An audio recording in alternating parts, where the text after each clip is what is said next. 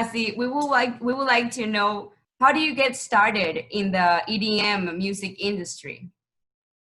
It was kind of an accident, to be honest, because I always had a career in pop, indie pop. But one day, a song that I had written, which is called We Are Young, it actually became a very popular song because it got licensed and got put into a lot of movies and TV shows and commercials. It was huge. It was TV campaign songs. And from there, I ended up doing a remix of it because I thought, oh, why not do a remix of this song and see if it can translate into the clubs. And it went #1 on the Billboard dance charts in the US.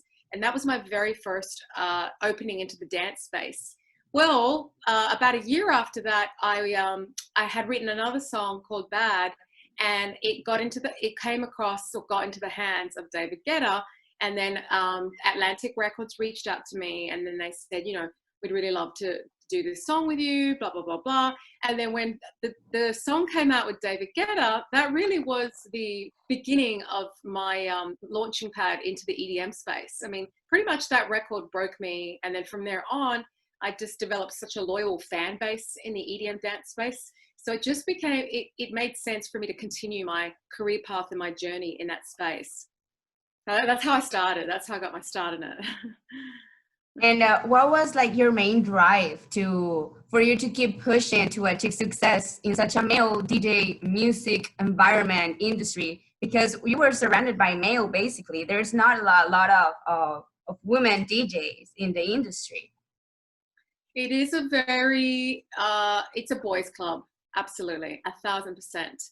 And it's very DJ driven too. So it has been difficult to deal with the dynamics of that, but I've had to, you know, stay to my truth and be authentic to myself. And in a way, I'm glad because I've been able to hold my own ground as an artist and have such success in the dance space, not only as a woman, which is difficult to do, but as a non-DJ dance act. And still to this day, I carry that. And there's not a lot of us that do this, and especially women. And so, you know, the amount of times I see my songs in the charts up against, I'm sandwiched between, you know, Martin Garrix and all the boys. I mean, I'm always between just boys. And so for me, it's nice to see that because I hope that it will show other artists and women out there that want to pursue their dreams in a space, in this niche, that although it is difficult, it can be possible. You don't have to revert, you know, yourself behind the decks. It's not like a compulsory thing that you have to do to have integrity and credibility in the dance world.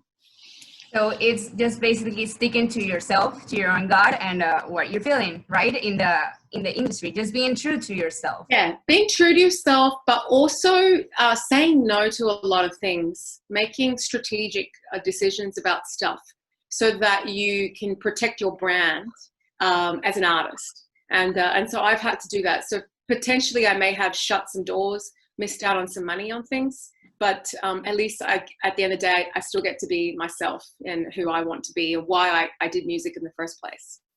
And what is your creative process when creating a new music, a new sound? It depends. It's very different, but typically for me, I always start with the hook of the song. So for all my releases, it's never been done to the track. I always start with the song. It's very important for me to have a good song. Once I have a good song, and that means melodically and lyrically. So melodically, oh, that sounds hooky. I like that. Now it's like, okay, I have to find something strong to say in that melody that makes sense. Okay, cool. Once I figured that out, then I'm like, okay, let me now flesh the song out with some verses. And then typically I'll get in the studio and just get like a simple instrument to accompany that, like a piano or just a guitar. And then from there, I have a song. So now I have a song to present, and I'll think about who I want to work with. Say I, email something to Tiësto or David Guetta or some other people that I work with and be like, what do you think of this? And that's how we start the production process. So we evolve it from there. But for me, as a singer and a songwriter, it really starts with the song, the actual melody and lyrics. And what about an experience that led you to creating a new song? Have you had any experience that it just clicked to write a song about it? Absolutely. In fact, all my songs are about an experience. Really? My new single right now, Oxygen, is actually about, I've been going through such a tough time this year. Of course, we've been in a pandemic, but I've had an awful foot injury. And so I couldn't walk for 6 months, and I just fell into a big funk and a bit of a depression. So I felt like I was drowning and just needed to come up for air. And as a result of that, I created Oxygen. And so for me, Oxygen, literally is a breath of fresh air and has been my saving grace. But other songs in the past, for example, Bad, when I wrote Bad, it was about, I was feeling really good about myself because I came out of a situation where I was disrespected. And so, how sometimes something will happen to you that's unfair, and then you've got no way of protecting yourself. Well, karma is an interesting nature of force. So about several months after that happened, I wrote this song because it was my way of saying F you, and then that song put me on the map globally, internationally. So yeah, it just depends, what I'm feeling at the time. But I always say, be careful, don't date a singer, because you're going to end up in her song somewhere. So what could you say is the message behind the song Oxygen, your new song? What will be the message that you wanted to the fans to get to understand about this experience that you had as well? I want people to feel, for me, Oxygen, it's about, so metaphorically speaking, it's obviously, it can be seen as a love song. So needing someone to be your source of oxygen, that you want them that much. And so you will be their air, or they'll be your air. But for me, there's an underlying deeper meaning to it. And it really was a catalyst to coming up for air, because I was just drowning. So for me, it's really, the song essentially is just about being able to breathe again in life. You know what I mean? So whatever you're going through, and sometimes you just feel like you're suffocating, well, whatever it is that you find that helps you get through that, whether it's a relationship, whether it's something in your life with your career, family, health, whatever it is that helps you to get into that space where now you finally feel like, I can breathe again. Oh my God, I can breathe. And that's what I hope people take from the song. To have like a relief. Yes, and today more so. Yeah. Only because I feel, for me, I feel that I'm okay no matter what happens, whether we have someone like a Trump or this not. I'm very blessed. I've worked hard, and I've been able to put myself in a great position where I'm fortunate. But there's so many families in this country who can't do that. And so that's why I'm happy for them, because today I feel that we finally have a team of people that are going to help all these people. And I just don't want to see people struggle anymore as much as they have been. And I think that Oxygen's kind of about that too. I don't want people suffering and struggling. So I hope that the song can inspire them, because I was in that dark place where being really depressed is not, it's no joke. I mean, people take their lives from it. And, unfortunately, I'm still coming out of it, and I don't take things for it. I try to treat myself holistically, but it's something that many people around the world actually struggle with. And I think people are embarrassed to talk about it because it's like a sign of weakness. But I think that if you can be honest and come out and say, oh, actually, I have maybe thought about these dark thoughts and stuff, it's strength, because it helps other people as well. And especially with this year, it's been such a tough year for everyone around the world. So, hopefully a brighter day is around the corner for us all. Yeah, I do believe for this year, everything that's happened, this pandemic, I do believe many people can relate to the lyrics of Oxygen and the sounds of it and what you're trying to tell your fans about it. So talking a little bit more about your songs, we would like to know if you have written a song and dedicated a song to someone special or a friend or... Yes, I have. So you see that plaque in the background under my Bad plaque?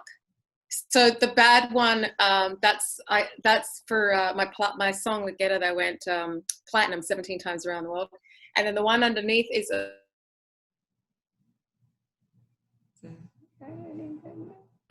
these are from all my songs that I did. But the one from below is a song that I wrote called Lost. And I did it with Afrojack, and I dedicate that to a very special man in my life who I was a little bit lost at the time, and you know, I found him, and through finding him, I found myself, and so that song really is dedicated to him. And you know, I'm very blessed to have a wonderful person in my life as a partner, and so you know, it's rare to find good people. So.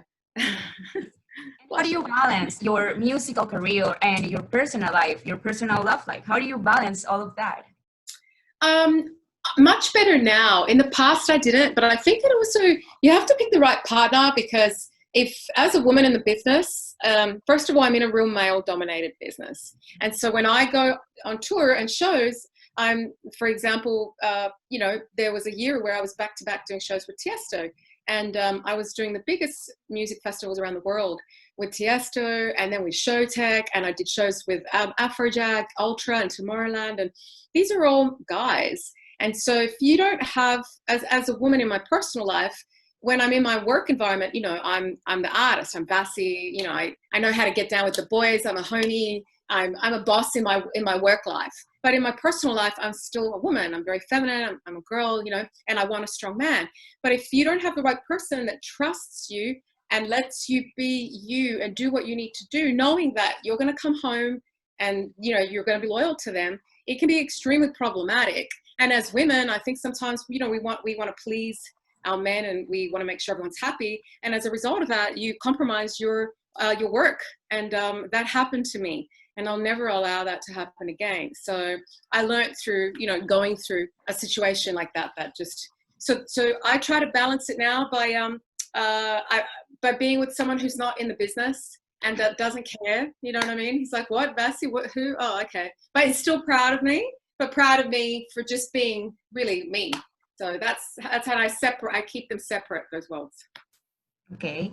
And in regard to the shows that you have been with Tiësto and all these amazing DJs, what has been the most fun experience about you being in the shows or singing the song? What has been like the best experience from all of those times, all those parties that you had? Probably my favorite moment would be when I performed. Okay. Two of my favorite moments. One was when I came out at Ultra Miami Festival with Tiësto. And it was the very first time we performed Secrets. And he says to me, I said to him, oh, how do you want to do this? And he said, I don't know, what do you think? And I'm like, okay, you're Tiësto, it's your show. You know, this is like the main moment of the night of the festival. And he said, well, what would you like to do? And I said, okay, how do you feel about me starting the show a cappella? And he said, I love it, let's do it. I'm thinking, okay. So I come out and I start singing Secrets a cappella, you know, oh, won't you stay for a while? And I remember as soon as I said the first line, oh my God, it's like 150,000 people. Everyone started singing it. And it was so awesome because the song was only out for a week. To think that already it went #1, you know, on Beatport and everything, and everyone knew the song. And it was so cool. It was sunset time, Miami. Oh my God, people going nuts. So that was staged with him in Tomorrowland in Belgium. That was one of my other career highlights and favorite moments, because when we did that night, two things. One, first of all, the crowd at Tomorrowland is insane. I mean, 450,000 people at main stage. It's huge. You can't even, it's so huge. So you come out to perform and it's just like an ocean of people. You know, you're like, whoa, who do I look at? But the cool thing was backstage, when we were backstage before the performance, Guetta was there, and I was with Tiësto and Guetta, and we were all joking and laughing because I said, you know, two of my biggest EDM hits in the world are with you guys. And then everyone was backstage, Armin van Buuren and Martin Garrix and what's his name, Cedric Gervais and Alan Walker, and I can't even, I've lost count. Like, so many people were backstage. That was a really cool moment because I felt that everyone acknowledged one another. Steve Aoki, and we were all just, and everyone was coming up to me and, you know, saying how much they respected the songs that I created. And for me, that was really nice, and to be acknowledged that way. Funny enough, again, I was the only woman in that crowd. So there you go. And how do you feel collaborating with all of these amazing guys? It's fun. You know, everyone has their own personality, and there's definitely a lot of egos and stuff in the business, but I enjoy it. You know, at the end of the day, for me, I just love being able to work on different things with different people. For me, it's about the song. And I must say, it is very satisfying when someone's excited about something, especially when you've created it, you've written it, and you know, for them, they can get access to anyone in the world, obviously. So when something really clicks with them, and they're genuinely excited about it as another artist, not the political stuff and the business stuff and all that, that for me is special, because you know, I don't like really writing for anyone. I write for myself. So when there's something that I write for myself and it works to do it with someone else's brand as well, it's just a really nice feeling. Like you think, oh, cool, you know, we're all gelling here. So I actually enjoy it. So a lot of teamwork. Yeah, exactly. So what is like part of your routine, or a secret routine maybe, that you have before hitting the stage? I like to be on my own. I don't want to be too much socializing and talking. So I do like a little bit of quiet time. And then I like to drink just warm water with tea, sorry, not tea, warm water, not hot water, but warm, with just a bit of lemon and honey. And if they don't have that backstage, which typically most people will always provide it for me, but I'll do these little warm-up exercises, which are kind of dumb, but I'll sing my song without singing it, and I roll my like I do this sound like brrr. So I do that throughout the whole song, and actually what it does is it vibrates my vocal cords and it helps to lubricate them, so it gets them nice and sounds a bit, gets them nice and, you know, moist and juicy, ready for to get out there in a quick way without doing proper vocal exercise warm-ups. So Okay, so you have like to moisturize your throat and be like prior the hitting the stage and prior the song. exactly. Okay, so can you tell us, how have your life changed since you achieved this fame and this recognition? Well, it's changed in a lot of ways. I mean, obviously it's changed, it has helped me financially in my life, which is good. But it's put me on the map globally, internationally as an artist in the dance genre, which is amazing considering I'm a girl from a little town from the other side of the world, and I grew up, you know, with ethnic parents who migrated to Australia from Greece, and I wasn't around the entertainment business or anything, and I came to America, like, you know, the land of the dreams, and I very slowly on my own started to pursue my dreams, and like it's been very difficult, but I just sometimes I get caught up in it and I think to myself, oh wow, I want to do this and I want to do that, but then I stop myself sometimes too, and I say, hey, actually enjoy what you've accomplished and just you know, enjoy the process, because it's really it's not about all that. And there was a time in my career where I got very overwhelmed, because after the success of Bad and Secrets, I was approached by so many people, and I had to just put a stop to it and say no and step away a little bit. But you know, did I miss out on many opportunities? Probably, I don't know, but also life's important. So you can't just let your whole career dictate your life. And so it has changed my life a lot, but as I get older, it's interesting because I want different things than I wanted, you know, 5 years ago. And so it's kind of surreal sometimes when you think, oh my God. And I think it's also because I think when you succeed, when you get success in some stuff, a little bit of your your appetite gets fed and satisfied. So there's this other part of you that's kind of cool to, okay, if I never have another thing again, then I'm cool. Whereas in the beginning part of the journey, you're so eager to prove yourself, and you know, you got to get something to give you some sort of credibility and this and that. So I don't know. I don't know if I answered your question actually, but Yes, you did. sorry. Okay, so what could be like the best thing that you have taken the best thing that you have taken through this experience with this fame that you had, like the best thing that you have achieved from it?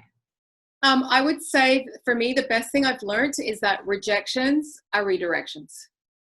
And so it's been such a huge blessing for me, because all the rejections in my life, because I've had many, I don't fit the box at all. And I've had many, many rejections, but all of them have been a blessing in disguise for a reason. And the other thing that I have learnt, that I've taken away from my journey to share with others. So the first thing is, remember, rejections are redirections, because you're going to get them. So don't let it stop you in your path. And secondly, have a plan A. That's it. Because as soon as you have a plan B, you've compromised plan A already. So in order to execute plan A, you don't have a plan B, you just have plan A. That's my philosophy. It's not necessarily the right one, but it has what's worked for me. Yeah, it has taken, you have taken a lot of learning through experience, and those are really wise words. So the next question is about this whole year, this pandemic that everyone has been struggling with. There's a lot of anxiety, a lot of stress. We would like to know how this pandemic has affected your personal and your professional life. Oh, it's affected my professional life a lot, because we've had no touring, no shows, and we can't get out there and perform for our fans, who are the reason why I do this, because I love performing. So that's been really, really hard. And plus it affects your income as well. And secondly, for me, the pandemic, I wouldn't say it's affected too much my personal life, because I don't have my family here. So I've been very careful, but I'm not scared to bring it home to someone that I love. Luckily, my family is safe in Australia. I can't see my family, which sucks. So I haven't seen them for a year now, because I can't get home because of the whole restrictions and the quarantining situation. So that's been really hard. But, you know, I mean, for me, my foot injury has nothing to do with the pandemic. But in a way, like, being stuck at home during a pandemic is not a bad thing, because you're not missing out on anything. But being stuck at home, not able to walk, is awful, because it's just awful when you can't walk. I mean, I really feel for people who, you know, have permanent disabilities. I think people take some simple things for granted. And I feel so good now, because I can get up and go for a walk and be out in nature and do, like, you know, a little hike, or just some simple things, like go for a bike ride. And ever since my injury, actually, and now that I can do these things, and also this is something really important that people should do, because the pandemic has been really hard on everyone.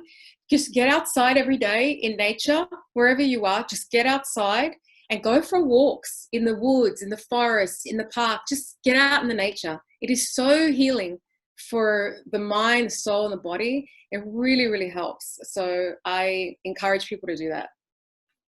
Right now, how will you describe your life in 3 words? Now that you have been recovered from your injury, that you're doing good, that everyone can go out again to have a nice walk in the park, to have a hike. How can you describe your life in 3 words? Comfortable, content, and chubby.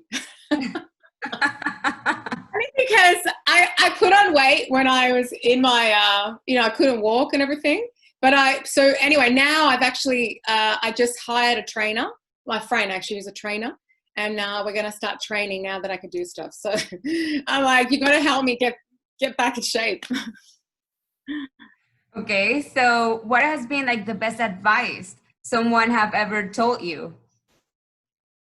The best advice someone's ever told me is, let me try to quote him. Let your money work for you. Don't work for your money. And I was, at the time, I was like, huh? What do you mean? I don't get it. And now I get it. Let your money work for you, don't work for your money. So that was the good thing. And the other thing someone once said to me, because when I first moved to Los Angeles, I felt like I had to be out everywhere at the parties and this and that. And I remember he said to me, let your work, let your craft